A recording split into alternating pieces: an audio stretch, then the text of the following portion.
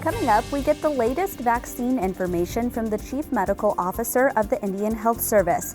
And an Ojibway veteran is being honored by the Canadian Postal Service with a new stamp. We'll hear about Sergeant Tommy Prince. Plus, we meet the first elected Indigenous bishop from the Midwest. I am Aaliyah Chavez. Join us for those interviews plus headlines from the ICT Newscast.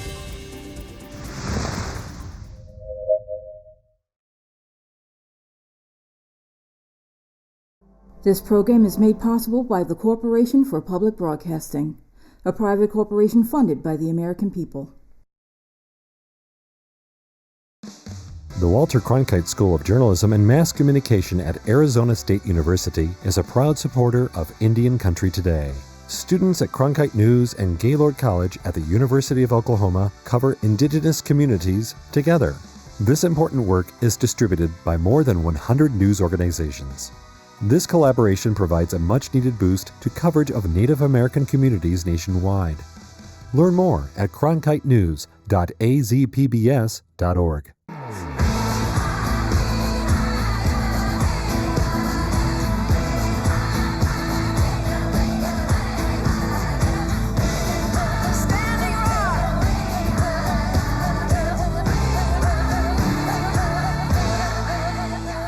This is the ICT Newscast with Aaliyah Chavez. Amarawa Hopa, thank you for joining us. We begin in Arizona, where a federal appeals court is giving the sacred site Oak Flat another chance at being saved. The Ninth Circuit will rehear an appeal from the Apache Stronghold, a group that is authorized by the San Carlos Apache tribe to protect Oak Flat in order to stop the land from being destroyed. A previous ruling by the court stated that the federal government could give Oak Flat to foreign mining company Resolution Copper. The mining project would swallow the site in a massive crater, ending religious practices for the Apache people forever.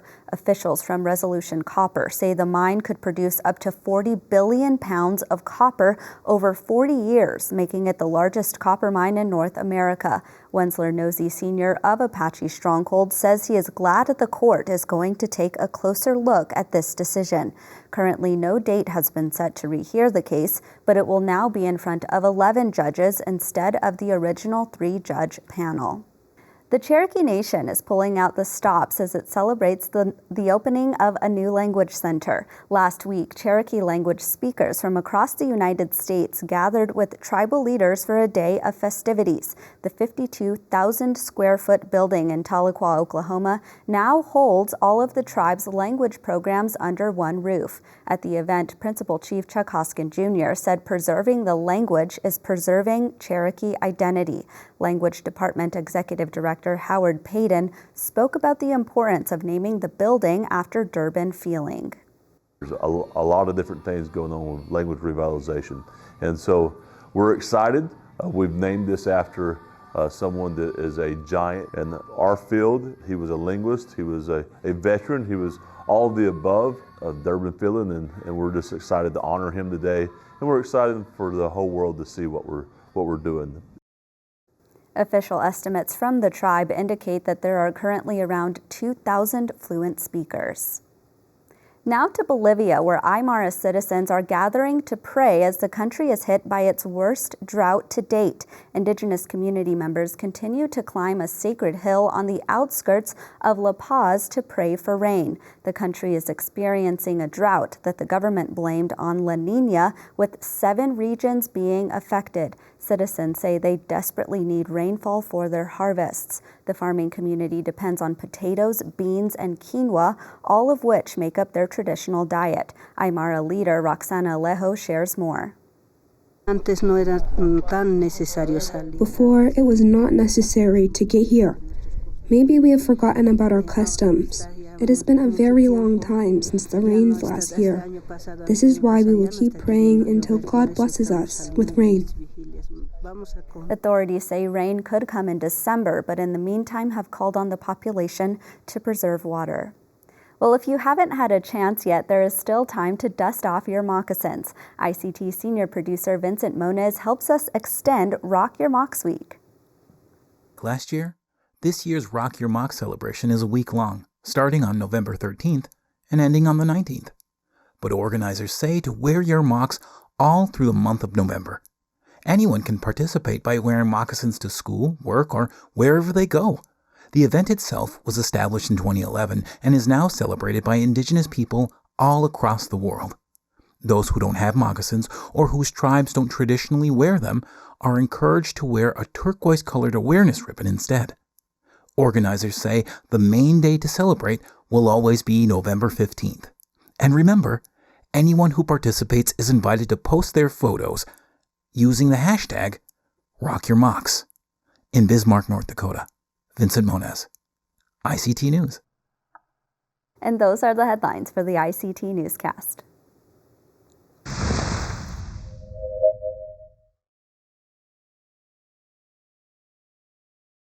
Choctaw and Cherokee citizen David Wilson was recently elected as the first Native Bishop of the Great Plains Annual Conference of the United Methodist Church. The conference includes 900-plus churches and ministries in Kansas and Nebraska. He previously served as assistant to the bishop for the Oklahoma Indian Missionary Conference of the United Methodist Church, which is comprised of 81 Native American churches in the states of Oklahoma, Kansas, and Texas. And he joins us now. Hello, Bishop David Wilson. Hello, how's it going?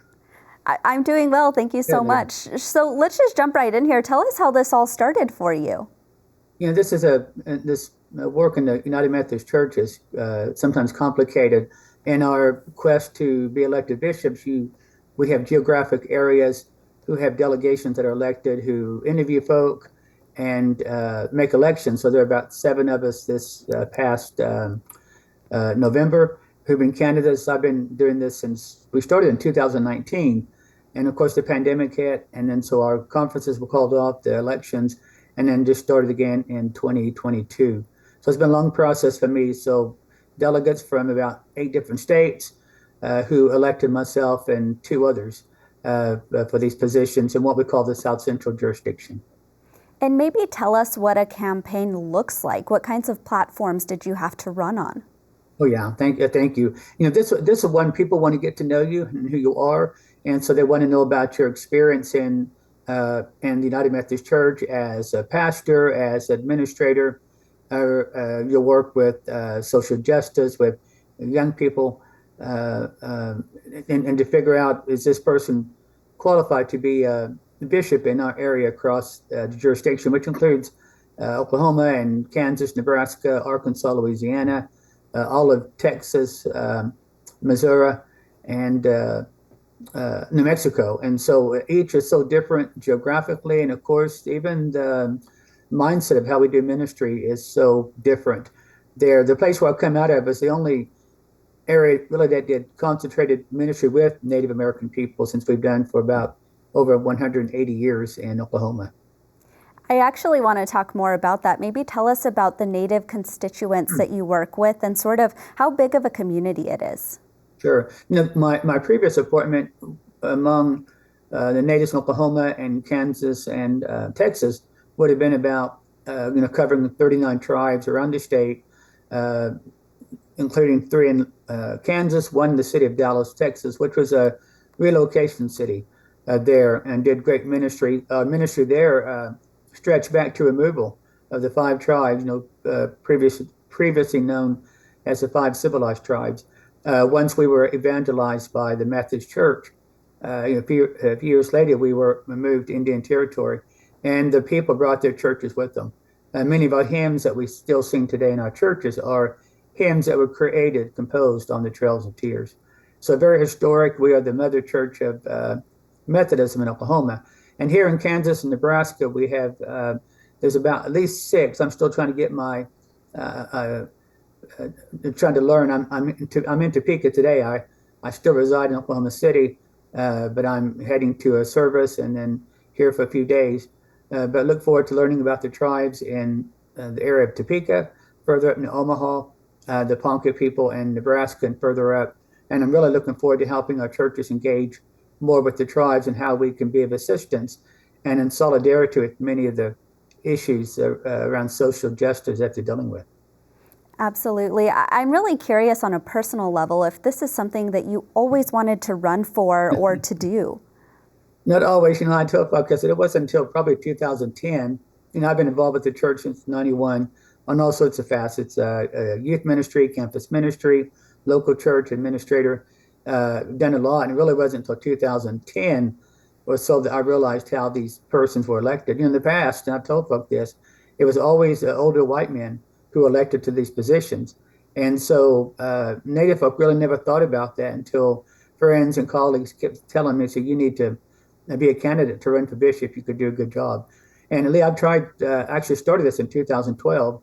It usually takes a run to get used to, for folk to get used to you. And I come from a very small conference, and so that's a minus because most of these delegations are from very large areas, such as where I'm at now. And then as people begin to encourage me, push me to do that, to have representation at the table, that I finally, just pushed myself and went through much to get to this particular place. And certainly very excited about this new appointment here in the Great Plains Annual Conference. You mentioned earlier that one of the platforms that you ran on was social justice. And I think so often on our newscast, we talk about boarding schools and sort of the role that that played in tribal communities. As you move forward in your tenure, is that something that you think the church would ever maybe address or you would help to facilitate conversations on? Oh, yeah, for sure. Right now I'm serving on missions board for our denomination. And the Methodist Church owned several boarding schools early on. And I had conversations with our directors, and right now I'm serving on a task force for the Methodist Church to look at our role in boarding schools. And matter of fact, here in Kansas, where I'm being moved to, is a Shawnee Indian mission boarding school, which was run by the Methodists years ago, a prominent area. And so the Shawnee tribe is doing some work around searching for remains of any bodies that may be there. And so this will be a big piece of what I get to do. First of all, to help educate folk about our historic role, which oftentimes is not good, but also more importantly, what do we do about that? Where do we go from here? And I think that's going to be a plus for my work. And I think in Kansas and Nebraska, there were 14 boarding schools, not all owned by the Methodist Church. But where I come from, Oklahoma, we had 80, maybe 86, 87. But most of those were run by the tribes themselves. So I'm very interested in getting moving on this piece as well. Well, we'll look forward to catching up with you again on this issue. Thank you so much for being here. Thank you. Appreciate it. Thank you much.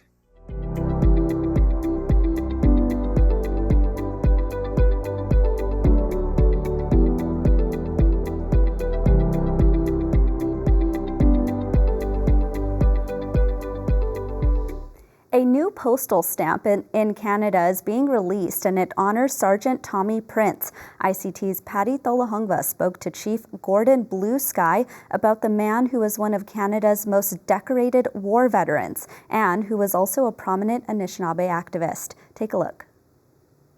Sergeant Thomas George Prince was born on the St. Peter's Reserve in Manitoba. He earned many honors, and after he left the military, he became a leader of the Manitoba Indian Association. Joining us today to talk more about Sergeant Prince is Chief Gordon Bluesky of the Broken Head Ojibway Nation. Welcome, Chief. Tell us a little bit more about Tommy Prince. Bonjour, wasik gijik disnakas mekanakdodam, oskandawi wizibingunji. Appreciate the call. Yes, my name is Gordon Bluesky. I'm the chief of the Broken Ojibway Nation. Tommy Prince was is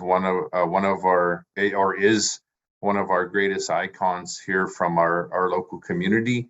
He's the most decorated Indigenous veteran soldier here in Canada. And prior to Indigenous Veterans Day on November 8th, he was further commemorate.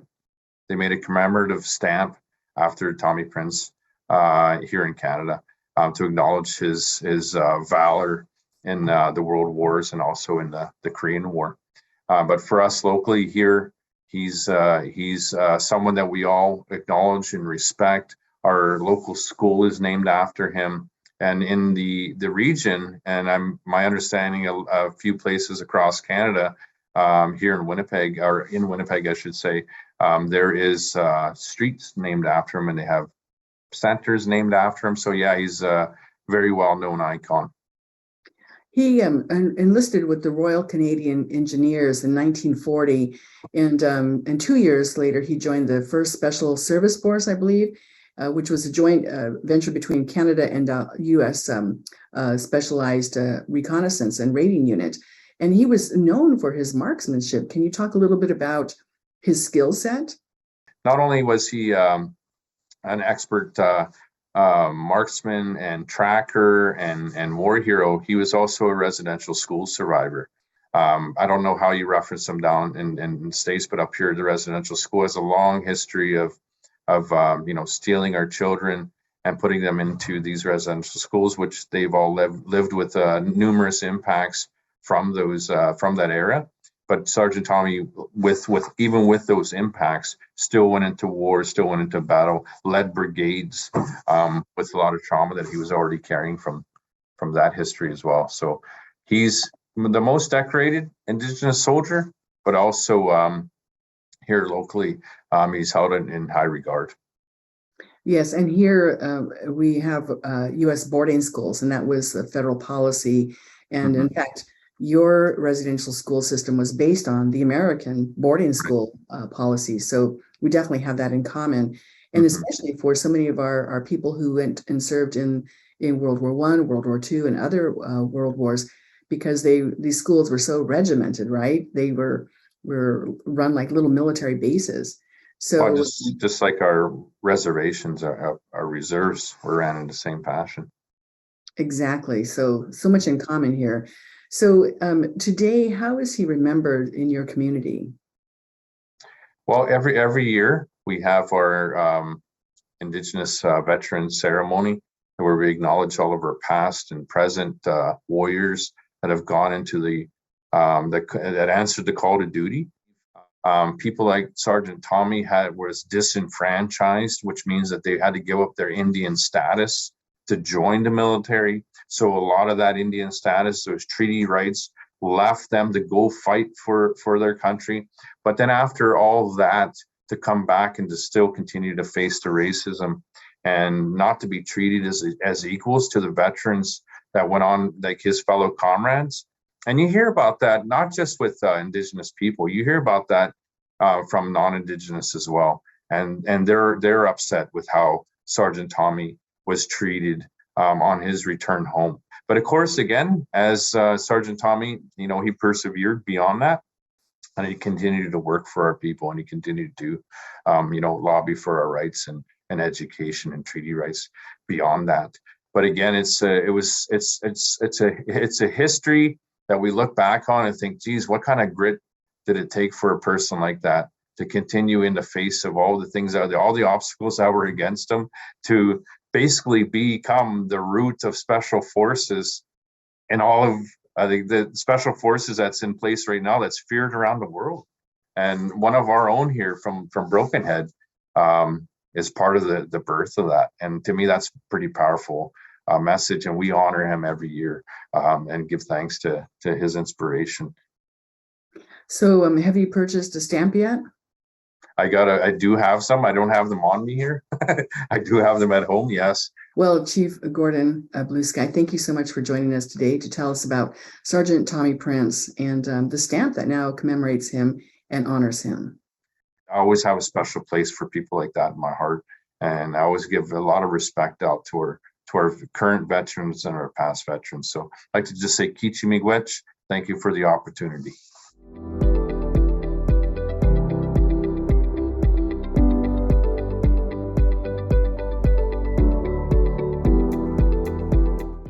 Experts are preparing for this winter's holiday season, especially in cases of illnesses like COVID-19 and the flu. ICT's Patty Tholahongva spoke with the Chief Medical Officer for the Indian Health Service about vaccine recommendations. It's easy to forget that COVID-19 is still a threat to so many people because everyone is going around in public these days, often without wearing a face covering. And now we're in flu season. So what's the best approach to vaccines? Dr. Loretta Christensen, thank you for joining us to tell us about some advice from the Indian Health Service. You just recently rolled out the E3 strategy. What is that? Well, first of all, thank you for having me. And yes, we're very pleased to have rolled out our new E3 vaccine strategy. As we know, COVID-19 adversely impacted our vaccination rates for our typical vaccines that we give our patient population every year and make sure that they get all of those.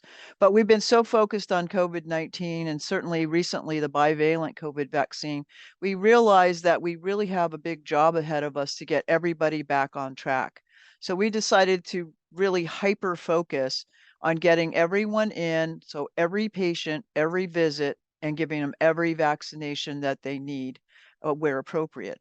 So we're very happy to roll this out. We hope to re-energize the agency. Our staff has done an exceptional job with the COVID-19 vaccines, and I know that they will continue to do so. But we gave them a new charge today. We said, we want you to make sure we get to every patient in every visit and make sure we offer each vaccine that we have to prevent disease. We have all these vaccines that are preventing disease in our children and our elders and our adults, and we aren't getting them to our patients right now. So we want to get that done for our population. And what are the other diseases you're talking about besides COVID-19 and also the flu?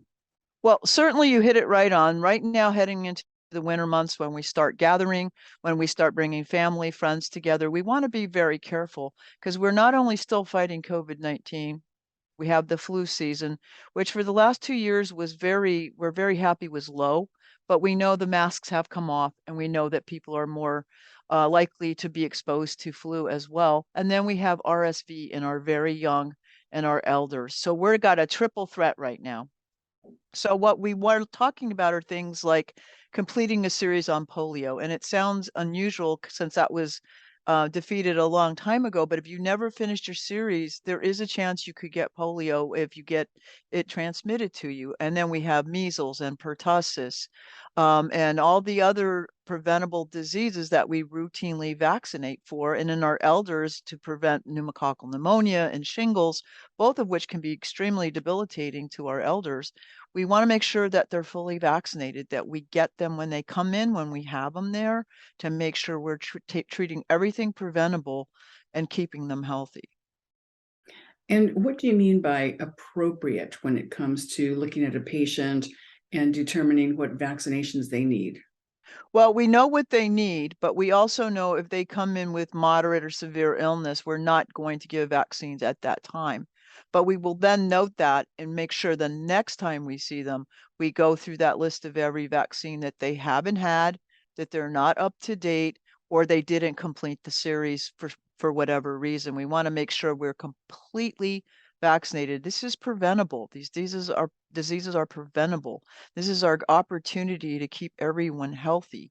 And so we have to take this opportunity. We have to empower our staff out there to do what they do well and just have them continue on with the great work that they've done, this time catching up with all the vaccines and, of course, getting the COVID-19 bivalent vaccine and our flu shots. All right. And we're coming right back to COVID-19 vaccinations because, you know, there's some confusion out there. Can we trust the current recommendations when the information seems to be changing with each new COVID variant?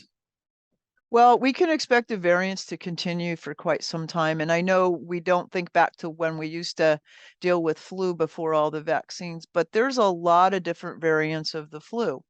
And what we do each year is pick the most likely, the most dangerous, the most that we want to prevent, and we make our flu vaccines. Well, that may be what happens with COVID vaccines down the line, but right now we're trying to capture the variants that are affecting the most people and getting that booster out so that we can keep them from getting critical illness, hospitalization, and or death. So we've done that, and people are getting this bivalent, and that is preventing the vast majority of variants. Things may change again, but right now that is our primary vaccine booster that we're giving people, and it will definitely still prevent critical disease, and people will not be as sick by taking this bivalent COVID vaccine. And for someone who got the COVID booster in October, say in January, a new booster comes out. can they get that new booster, or is there a waiting period? Are they not eligible because they just had a booster in October? Well, we basically say it has to be 2 months after the latest booster. And then I'm going to add this because this is asked a lot. What if you have COVID? When should you get your bivalent booster?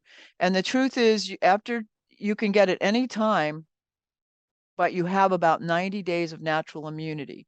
So you do have a little bit of time if you've had COVID to wait and get it, or you can go get it as soon as you feel comfortable, before those 90 days, as long as you didn't have a booster 2 months before. You have to wait that 2 months no matter what.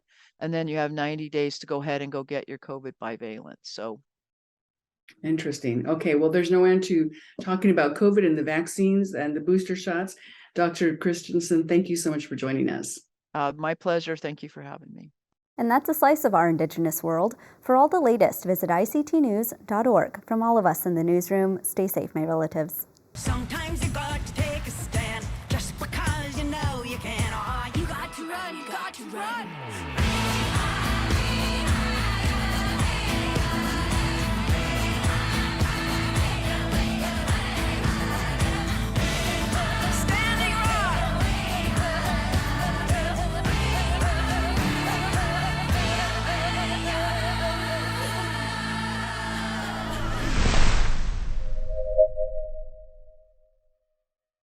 The Sand Creek Massacre, the betrayal that changed Cheyenne and Arapaho people forever, focuses on tribal accounts of Colorado's deadliest day. Exhibition details at historycoloradocenter.org. This program is made possible by the Corporation for Public Broadcasting, a private corporation funded by the American people.